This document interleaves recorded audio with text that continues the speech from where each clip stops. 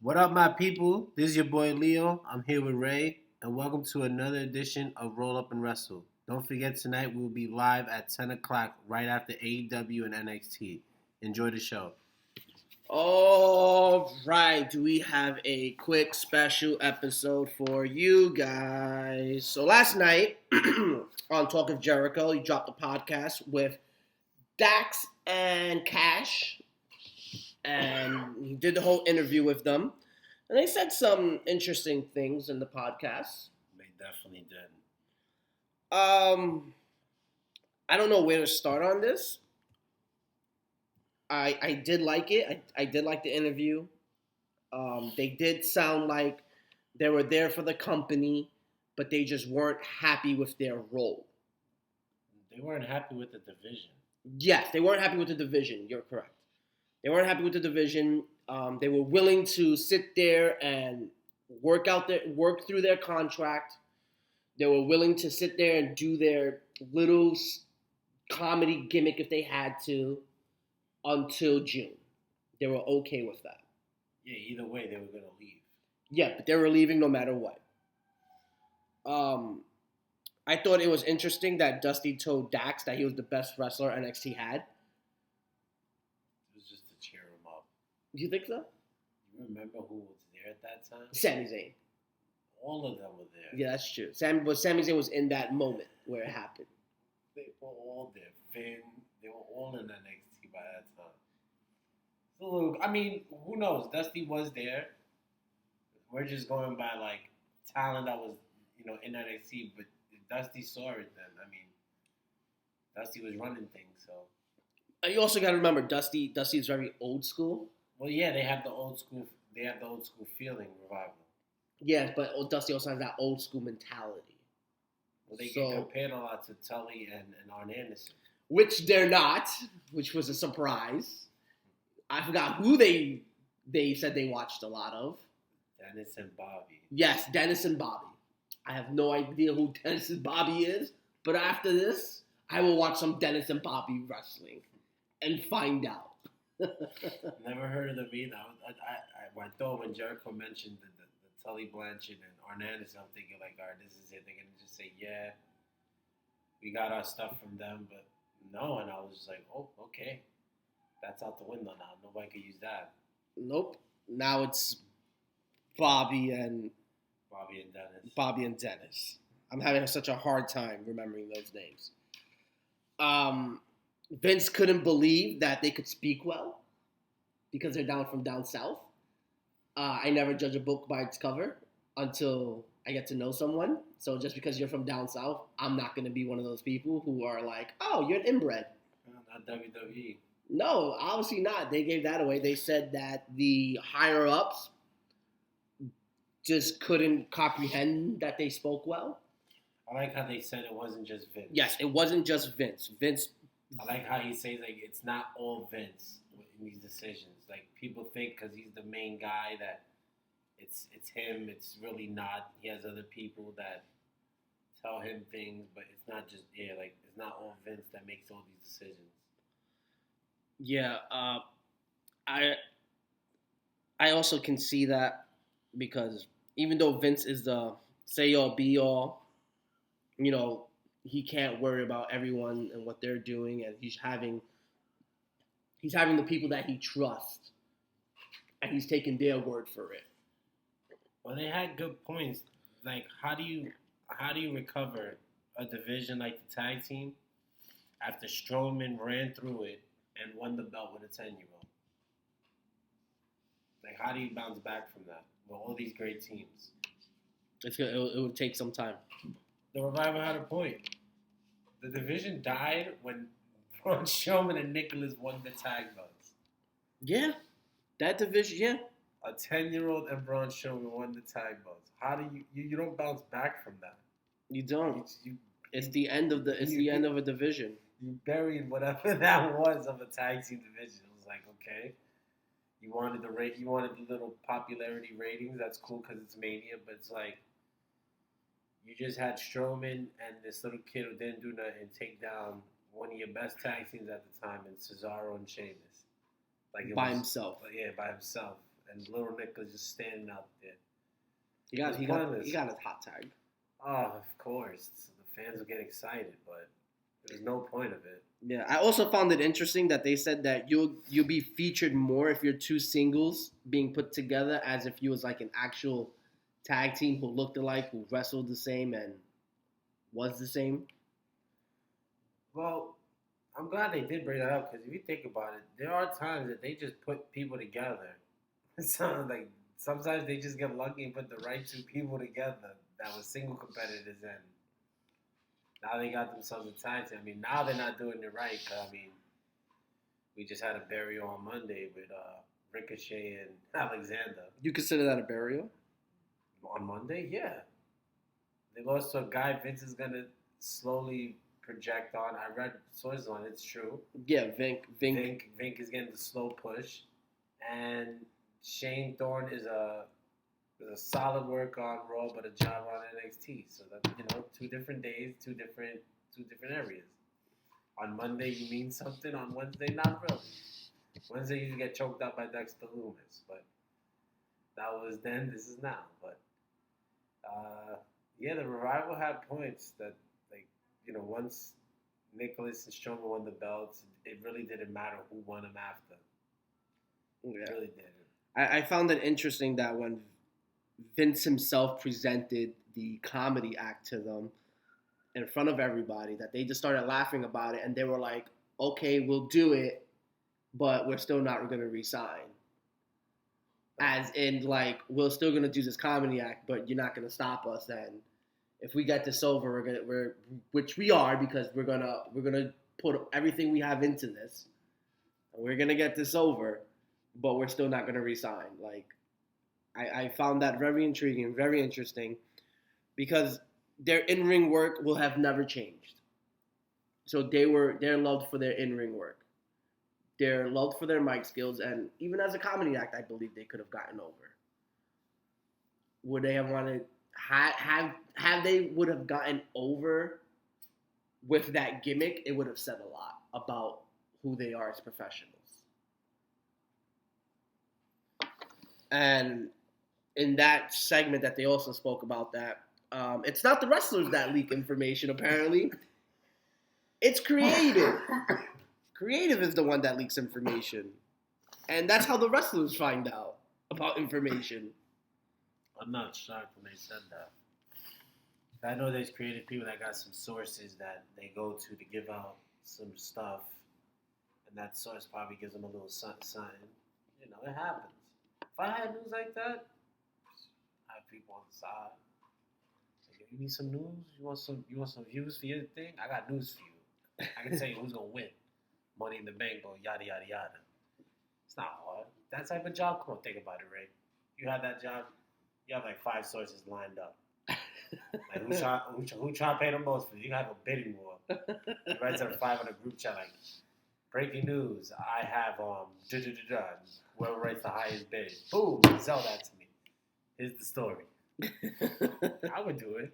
Who wouldn't? If I got sources come on now. I'm not shocked. I'm not shocked one bit. Creative's doing it.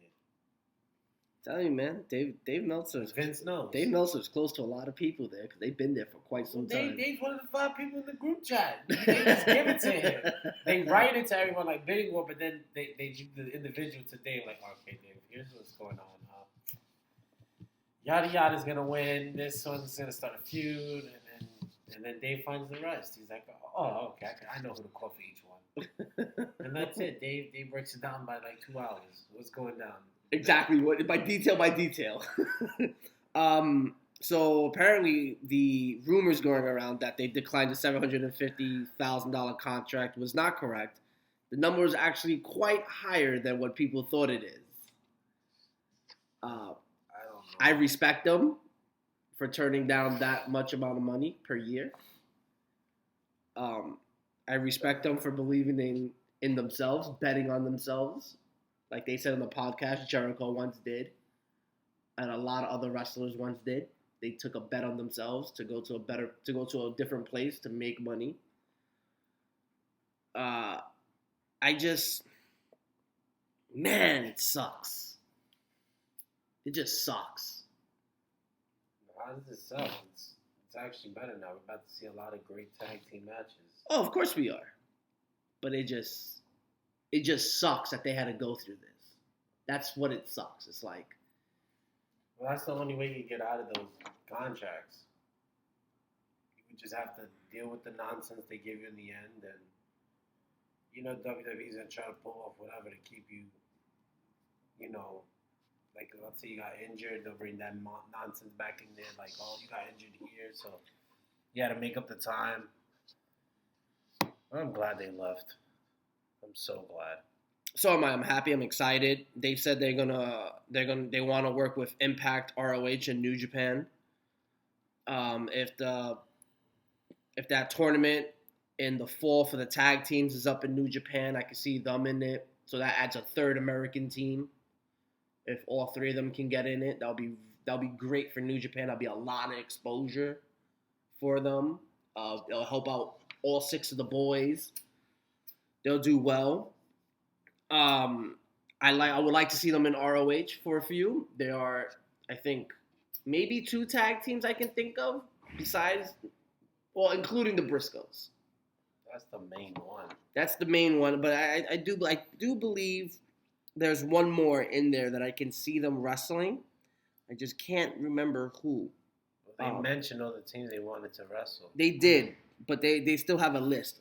So I Villain Enterprise is the other team. Which part of Villain Enterprise, I do not know, but I can see Marty and Flip being the other tag team. I can see them being first. They could get their first crack at them to build up the Briscoes and the Revolt instead of just throwing that match right at us. You can extend it a little bit longer. You can extend that out. You can build the feud that way and like make the match seem like more impactful, not just give it to us just to give it to us. Well, the shape Ring of Honor is that they're gonna do that. Yeah, most likely because. And plus, the Revolt's not gonna be over there for that No, long. they don't have to be over there for that long. I'm sorry, guys. They don't have to be over there for that long. It's just that you're not signing an exclusive contract. You're signing a day-to-day contract, event by event. You don't have to always have them on your TV. You don't have to always bring them in to wrestle somebody. You can, all right, 1 month we'll have you guys do this, and then if you can, next month we'll have you guys do this, and then the third month we'll give you the guys the Briscoes. You're not just going to give them what they want right away. Like, try to, there's contract negotiations. You're going to try to make the most money as you can, and then you're going to try to give them, you're going to try to meet their value at the same time. If you can't meet their value while trying to make money at the same time, then I understand you giving us the Briscoes at the same time. I understand that, all right, here's the Briscoes. You guys are going to pull it off. We're spending this much. We're spending X amount of money on you guys. That's what they're going to do with the situation they're in. But they have St. Clair behind. Is it St. Clair? I think it's St. Clair. Or I might be thinking of Impact. I know ROH has a big company behind them that has money. Yeah, they just don't want to spend money. That's the problem. But I think they don't want to spend money on I don't think they want to spend money on just anybody. They want to spend it on the right guys. That's why they gave Marty Scurll that crazy contract. Yeah, that's true.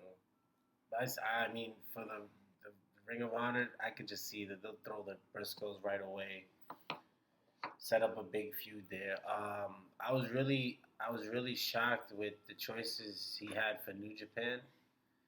He said that they would love to fight Gorillas of Destiny and Finn Juice. A little upset. He didn't mention LIJ. He didn't mention Evil and Sonata.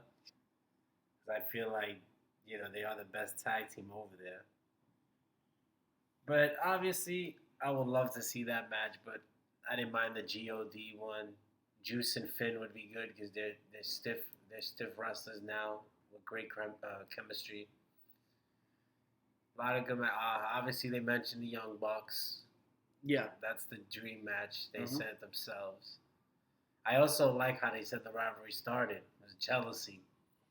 They feel the Young Bucks got jealous of the Revolt because they were winning matches of the year on NXT. They won the best tag team in the world award from Dave Meltzer that year. Yeah, they took it from the Young. They took it from the Young Bucks. And then Cody and the Young Bucks started going after them, basically. And they were just like, okay, I guess we're doing something right. And when they fight, they said they're going to finally prove that they are the best tag team in the world. I also want to mention that Dax, I think it was Dax, who said he can... He's a monkey spotter. He's a spot monkey. So he said he could do moonsaults and 450 splashes. And he said he could do all that stuff. Yeah. I told you as soon as he said it, I said this is how they're gonna fight Young Bucks. They're gonna show the world. I think the roles are gonna reverse in that match. I think they're gonna show everybody that they can do high spots, and I think the Young Bucks are gonna show everyone that they can do mat work. That's how I see that match going about. And then I see the shifts changing, and then them going into what they like to do best. I don't know, because I feel like once somebody from the Revolt starts flipping around, you just ignited the Young Bucks. That's what I'm saying. So I all feel that like technical stuff. That's why I said I feel like the roles are going to reverse. I feel like the Young Bucks are going to come out in the match. They're going to start working on the mat wrestle. They're going to mat wrestle for a bit. The Young Bucks are going to show that they could mat wrestle, and then one of these guys from the Revolt are going to do a crazy, insane high spot. And then the Young Bucks are going to be like, okay, gloves are off, I see. Now you guys want to do this? We're going to show you why they call us the king of high spots. And they're just going to go insane. And then the Revolt is going to be like, okay, we're going to show you why we're the best tag team in the world now. And they're going to show how their in-ring work is just perfection. Remember, they both idolized Bret Hart. And Bret Hart was all about his craft and perfecting his craft. So I'm not saying the Young Bucks do not want to perfect their craft, but I am saying the Revolt have perfected their craft. Yeah, so the Young Bucks. They had a 6-star match. That is true. That is also true. Like you said to me yesterday when we were listening to the podcast, there's no pressure on the Young Bucks when that match happens. No, there is none. That's all on the Revolt. There's none on the Buck. Everyone right now, you know what the Bucks are gonna bring you. If you watch the match with Kenny and Hangman, you know what they're gonna bring. It's like, all right, we know what the Bucks are gonna do. Now it's up to you guys. Like, yep, can you match them? Yep. According to Dave Meltzer, it's the greatest tag team match he's ever saw, and he's been watching wrestling from the 1950s. Just throw that information out there. For anyone who wants to debate what's the best tag team match of all time. I'm not going to argue with Dave. I'm not arguing with the man. The man has been watching wrestling longer than I. Who am I to say that, no, he's wrong? That's your opinion. That is very true. It's all about opinionated. It's all opinionated and it's all that. But who am I? I've never seen wrestling from 1980s. I don't know. That's good. You watch wrestling better than that. I watch wrestling now, and I do believe what he said is right. I do believe it's the best tag team match I've ever seen. It was. I mean, I saw the match myself, but I mean, I saw the Young Bucks and Kenny. That was it. No Hangman Page? No love for the Page man? Yeah, he was there. Oh, wow. He was just there. Yeah. All right. That was the podcast. That was everything I think we wanted to talk about and we covered. You think they show up tonight? Do they show up tonight? For the live episode? For the live episode? No, I don't think they show up tonight. They're going up against a takeover. I don't think they appear tonight. So they're taking the L, you basically saying. They're probably taking L. They'll probably take the L for this one because they got to build up to their pay-per-view. Maybe they do show up tonight to help make a quick little tag match in the pay-per-view. Maybe they do. That'll be interesting. Because I don't know who Moxley's gonna fight. When? For the pay-per-view. I'm gonna break down I'm trying to break down the Double or Nothing pay-per-view. So Moxley needs an opponent. So his opponent's gonna appear tonight. We know that it's not Kenny and Hangman because they're the tag champs, so they need an opponent tonight. AEW's rankings are in. So what we're going to do is we're going to end this episode here. And when we get into our next episode and we break down all the news and stuff, what we can do to start it off is, you know what? I'll leave that as a surprise to you guys. Tune in right after this. But for now, if you like what you heard and you guys want to support, which will mean the world to us, give us a thumbs up, click subscribe, turn on the notification bells. If you guys have any questions or comments, just leave them down below. You guys want to correct us on anything we say, also leave that down below. Listen, negativity, positivity, it doesn't bother us. It doesn't affect us. We're from Brooklyn. We got some tough skin over here. Thank you guys. And always remember, it's never a bad thing for a roll-up in wrestling.